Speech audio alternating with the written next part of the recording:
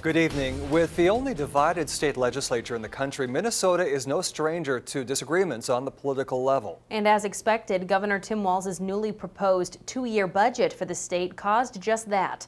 Our Alex Tejada explains and breaks down what's in the plan that's more than $52 billion, as well as the likelihood it will get passed. Alex.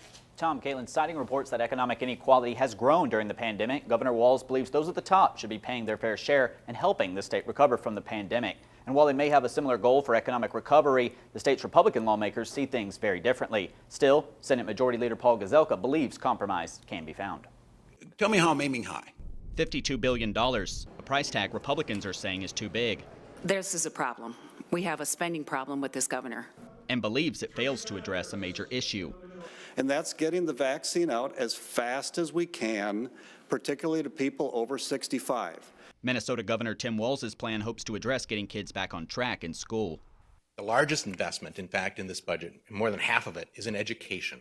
I'm willing to have a conversation on anything, but I have a big problem with that when they really should have seen that kids in school was absolutely essential for their future and for their mental health, and they decided against that. But the major objection Minnesota Republicans have, raising income taxes, even if the hike does not impact many in the state. If your family is making less than $20,000 per week, this isn't going to hit you. But critics to the governor's plan argue taxing the top % of businesses and Minnesotans will do more harm than help to the state's overall economy. We have to grow our way out of this recession. There is no other way. And unfortunately, all of the things that the governor's putting in place will hinder economic growth in the state of Minnesota. Our district, and we have had 500% PTA, health department. That's the budget if you don't believe COVID's real, and if you don't believe we need to catch up with students, and you don't believe we need to make those investments coming out of this. And while it may seem like the two sides are worlds apart, Gazelka is optimistic progress can be made by focusing on a few strategic goals.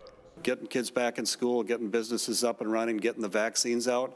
If we all focus on that and pass a balanced budget, we'll be fine.